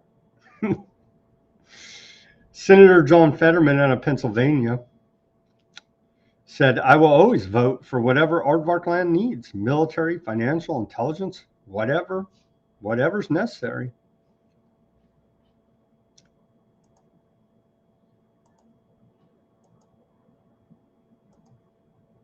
Chuck Schumer boasts about sending more weapons than ever to Aardvark land. Let's play this short clip. But Trump tells us that Chuck Schumer's a Palestinian. Turns out that they're in this big conspiracy together. We keep exposing here that you're not allowed to talk about or notice, for that matter. Fight for aid to Israel, all the aid that Israel needs. I will continue to fight for it, and we delivered more security assistance to Israel, our ally, under my leadership than ever before. We will keep doing that, everybody. It is so important to give Israel. Yeah, so Chuck Schumer sounds very Palestinian to me there, right? Iranian officials are increasingly concerned that the United States could weaken its grip on power by pushing an already angry public back into the streets. Reuters says. Kremlin says Russia still working to de-escalate tensions around Iran. The Kremlin stated today that Russia is still working to ease tensions surrounding Iran and noted that it had previously offered to process or store Iran's enriched uranium. When asked whether Russia was in talks with Iran and the United States about taking Iranian enriched uranium, Kremlin spokesperson said this topic has been on the agenda for a long time. Russia has been offering its services for quite a long time as a possible option that would lead to the removal of certain irritants for a number of countries. Right now, Russia is continuing its efforts, continuing its contacts with all interested parties and maintains its readiness to de-escalate tensions around Iran to the best of its ability, according to a report out of Reuters. Witkoff and Iranian Foreign Minister Odysee are set to meet in Istanbul for direct U.S.-Iranian nuclear talks. I thought we destroyed all their nukes. That's what Trump said. Well, turns out they lied again. And so I'm sure old little Kushner will be there as well, since we all voted for him to negotiate war on our behalf, right?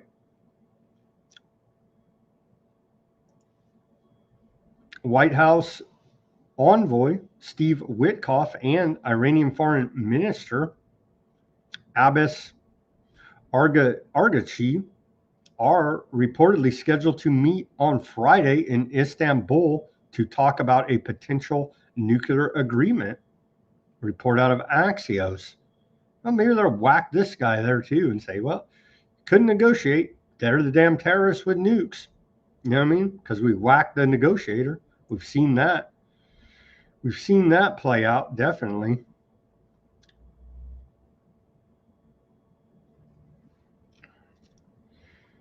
Where are we at here? Aardvark land sets red lines for Witkoff ahead of Iran talks. Steve Witkoff will meet with Netanyahu and IDF head and Mossad head before holding talks with Iran's foreign minister in Turkey. Report out of Ynet. So, yeah, very exciting to have throw Kushner in there too, directing our foreign policy and our military. That could very well start a major regional and world war. And so we do appreciate the IDF consulting there for us. Lindsey Graham is making the rounds again, not coming out of the closet as you would expect, but beating the war drums to attack Iran. He says if these people win, they'll be more likely our friends. The Ayatollah will never be our friend. It's talking about the puppet regime they're trying to install there in Iran. Again, none of these governments are good. Iran government, no good. Aardvark government, no good. America government, no good. I know it's hard for people to wrap their mind around. None of these governments are any good. Oppressing their people. So, yeah, just more belligerence out of Lindsey Graham. He says, keep protesting, help is on the way. Yeah. Send them out in the streets for to be cannon fodder. Lindsey Graham, you love it.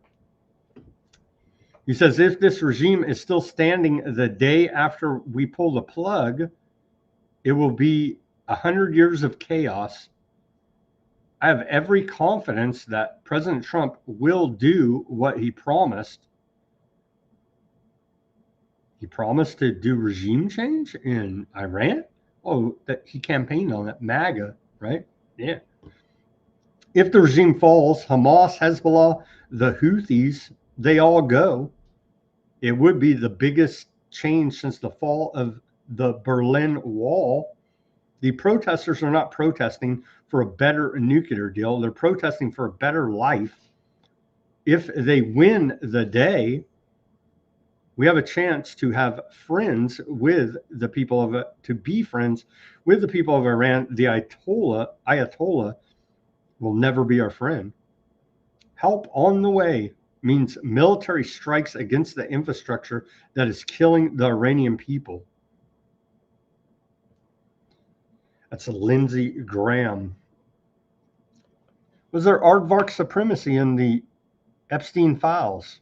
Recently released emails, documents, and testimony contained in the Epstein files point to more than a network of abuse, revealing what appears to be an insular worldview grounded in hierarchy, entitlement, and contempt for outsiders, i.e., you dirty goys out there.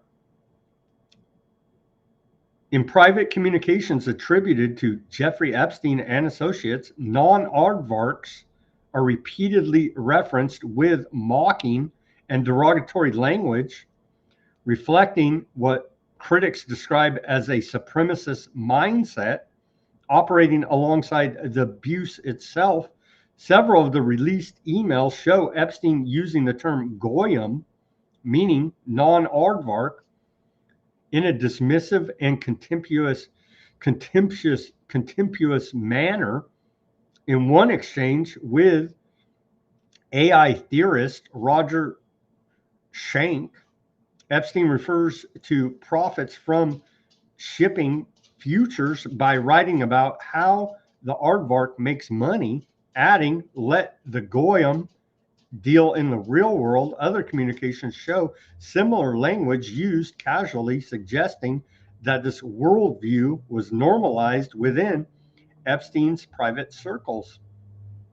In another email exchange, Hollywood publicist Peggy Siegel asked Epstein whether an event would be 100% aardvark night, to which Epstein replied, "No goyim in abundance." JPMorgan executives, brilliant wasps. In a separate message, Epstein accused a recipient of behaving just like a goyim you do not respect, language that further underscores the reoccurring pattern of contempt reflected in the files. The older testimony from Epstein survivor Maria Farmer adds further context. In a 2020 interview, Farmer said her abusers were motivated by an ideology of aardvark supremacy, citing a 1996 conversation with Ghislaine Maxwell in which she was told she would not be served food at an exclusively aardvark country club. Farmer stated that exclusionary attitudes toward non-aardvarks were a consistent theme among Epstein, Maxwell, and their associates. Maxwell has long been widely believed to have acted as Epstein's handler or overseer with his broader operation. Taken together with the new material suggests that the Epstein files document not only systemic sexual exploitation and trafficking, but also a closer ideological environment in which power, identity, and hierarchy were intertwined, and in which contempt for non-aardvarks was expressed openly and without apparent concern. Biggest threat is white supremacy. Remember? Yeah, I knew it. These damn white boys are running everything, right? Yeah, it turns out not so much. Epstein threatened Mossad. This guy's even blackmailing Mossad, right? He's blackmailing anybody, everybody. Epstein threatened Mossad for $400 million pounds. Recently released Epstein-related documents allege that media tycoon Robert Maxwell threatened Mossad with exposure unless he received hundreds of millions of pounds. And the files are there. Again, the link will be at Weaponized News Substack.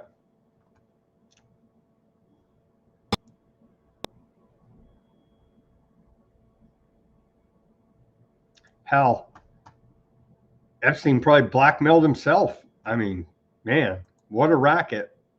Oh, the ceasefire there, first time in 3,000 years there's been peace in West Asia. Well, there's a continuing bombing campaign being carried out by aardvarks against Lebanon, continued today. Aardvark land violently bombs southern Lebanon, drops unknown chemicals. Upon further investigation, the aardvark army has begun spraying herbicides to kill all plants and trees near the borders with Lebanon and Syria, fearing the dense vegetation could hide militants or intruders. Northern Command decided to clear all vegetation close to the fence for security reasons, reported by Aardvark Land Channel 15.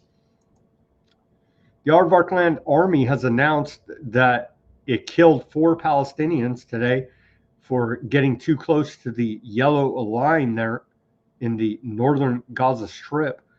And even more, according to the Gaza Ministry of Health, in the last 24 hours, 5 Palestinians were killed.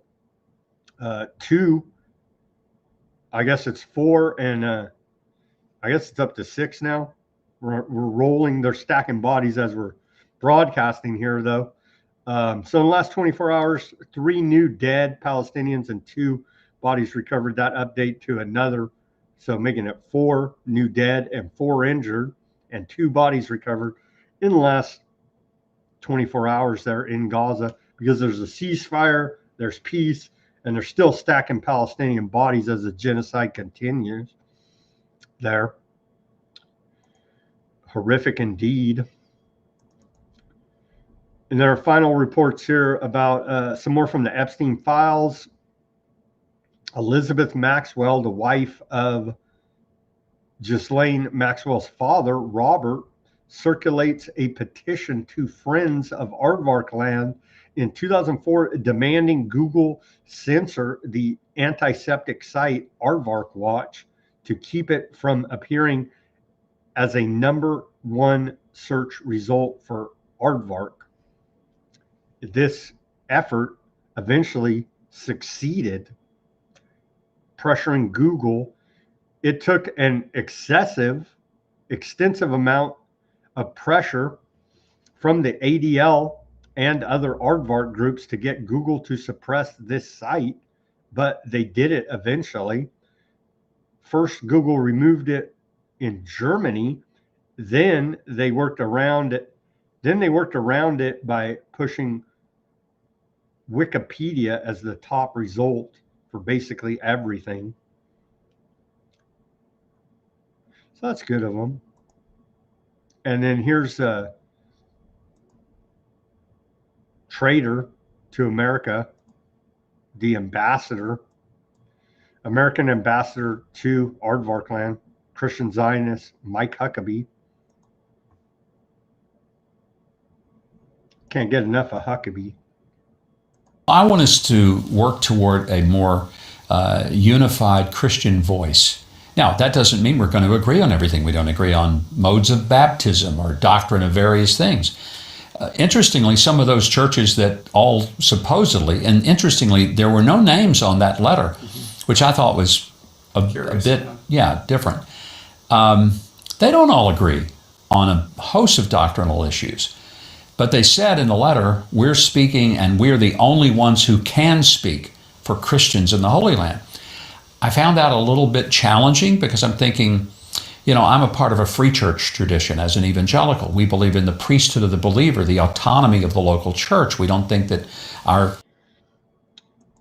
Mike Huckabee's a religious fanatic extremist that's extremely dangerous. Here he says that... He says every enemy of Aardvarkland that Aardvarkland has is an enemy of the United States. Not so much, but... What I could say is that there is a genuine relationship and there is partnership that is unlike we have with any other country. So I don't think people should look at this as who's on which side, who's against, who's for. That misses the point. The U.S. and Israel understand that whatever happens to one of us is going to impact dramatically the other. Every enemy that Israel has is an enemy of the United States. We're quite aware of that.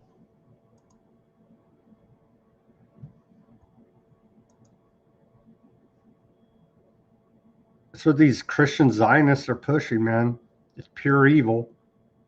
Pure evil. Yeah, Simon, we were trying to do the Monday thing, but we had trouble with the connection the last couple of times, and today I had work, right, that I had to do on this February 2nd. A bunch of tax deadlines are due today. Anyway, so I had to push the show to 5. Hopefully we can get Simon on in the next couple of weeks and at a regular time. I believe he's still not having a good connection where he's at. But we hope to bring Simon back on in the next couple of weeks once we get him with a good connection there. And that's about all we got for today. It's about all we got for today. Thank you, everybody. Let's go to let's head over to the channels quickly. Check out old Odysee. See if anybody's over there. We got Gurr, John, Highland. Thank you guys for tuning in on the Odysee. Chobalobovich. That is the subcategory of aardvarkism that has been linked to organized crime, illegal organ transplants, and even murder for hire. Putin, Trump, Bibi are all said to be members. Thank you, John, for that. Yeah, I've seen that same reporting. This interview seems like AI. Maybe it was. Maybe it was. Did you say Mendelsohn? The name denotes him as a member of the tribe, like so many others. He had enough shame to resign, like not many others. MAGA was as real as that assassination attempt in Ohio. John says, well, Trump's superhuman, you see, and has that healing power. No, not buying it. Yeah, me neither. Me neither. Aardvark supremism. Yep. Indeed. That was a topic David Duke tried to expose a long time ago. Yeah. And they'll come after you and smear you, and you're a white supremacist. You're a bad whitey if you notice such things, right? He has a good book about it. Yeah. Extreme racism all over the Epstein email. Who cares? You know what I mean? You're the bad one for noticing, for even reading the emails, I guess. You're a Democrat. Call me part of the hoax, according to Trump. The title was Brand New Christianity is a Contradiction in Terms. Christianity has nothing in common with Zionism. Indeed. Indeed. But they're trying to brainwash all of these evangelical Christians, as we continue to cover here, with the Schofield Bible and get them to commit to signing off on genocide for their God's name. Truly evil, corrupting Christians. But somehow these evangelicals think that they're going to convert these aardvark supremacists into being Christians. I have serious doubts that will ever happen, as they continually spit on them. We had another Huckabee clip where he's like, yeah, they spit on Christians, but, you know, it's not that big of a deal. It's kind of their thing, out of the Talmud. You know what I mean? So, yeah, quite horrific behavior. We would expect nothing less out of radicalized religious fanatics carrying out a genocide. So, yeah, I would expect nothing less. Thank you, everybody, for tuning in on the X, Kick, Twitch, and Facebook. A bunch more people jumped on right now. Sorry, we're wrapping up the show, but we did cover quite a lot. And so look for the replay on demand. And again, go to Weaponized News Substack, and all the links to everything we talked about, the large majority of what we talked about, will be there for your further research. And with that, as always, everybody do your own research. Peace, love, and freedom. Speak out and take action. Have a great rest of your Monday evening. And thank you, everyone in the chats over there on the Rumble and the YouTube. I see some coming through there. $10. Wow. Thank you very much. We got a $10. Let's put that on the screen. I need to check the chats more often. Thank you very much there. A-Dub. Appreciate it. Super chat, $10. Thanks for keeping on Weaponized News. You are appreciated. Well, thank you very much. It's not much. Yeah, it's damn good. Thank you very much. I appreciate it truly there. A-Dub. Thank you. Thank you. Thank you. Yeah, I saw that. Thank you, A-Dub. Truly is appreciated. Yeah, we'll be back here tomorrow for more weaponized news, and we're going to keep going through this. They're rolling out technocracy. MAGA was all a lie. It should be self-evident now. But, man, you got some brainwashed fools in this country. Let me tell you. As they continue to divide, it's the Democrats, it's the Republicans. No, it's us, 99.9 against the freaking Epsteins. You know what I'm saying? That's the reality. And forget about all the political bullshit. It's us 99.99999, right? And they have the 0.00001 of the Epstein crew versus the rest of humanity. And that's the reality that we're facing. But we have all these distractions and the politics and the lies and the propaganda. At the end of the day, it's us 99.99999 against the 0.00001. And that's the reality of the situation we face here today. And no one in America has gotten in trouble. They don't even resign in America for being linked to all of Epstein's crimes. Truly disgusting, man. Maybe we'll see more fallout as it continues to be revealed what is all in these files. And we're still, half the files haven't even been released, and they're saying they're not going to release them. We got to keep up pressure on Trump administration, Department of Justice, and just every time, every chance you get, just say, hey, Epsteiners, you're all Epsteiners. As far as I'm concerned, everyone in the government. And think about all that's come out. They sat, the FBI, DOJ sat on all this crime after crime after crime, all saying we care about the victims. They dox the victims. You know what I'm saying? So everything they say, your government and my government, is a lie. If we're living in a sane world, this government would collapse and fail, and no one would have confidence in any of it at this point. But we're not in a sane world. We're in a inverted satanic reality of dystopia technocracy they're creating for us here now at warp speed. So we got a lot to sort out here in this country before we go start a regional war. And of course, that's why they would start it, to distract from all the crimes here committed at home by our government against us. And with that, I'm going to sign off. Have a great rest of your Monday evening. Stay warm out there as Florida's freezing now. And again, tomorrow we're going to have author Jeffrey Han on the program. So that shall always be interesting and informative. And we'll see you back here tomorrow at regular Weaponized News time. Give me that like, share, subscribe, push that notification button. Again, A-Dub, thank you for that super chat. Appreciate it. And we'll see you back here tomorrow for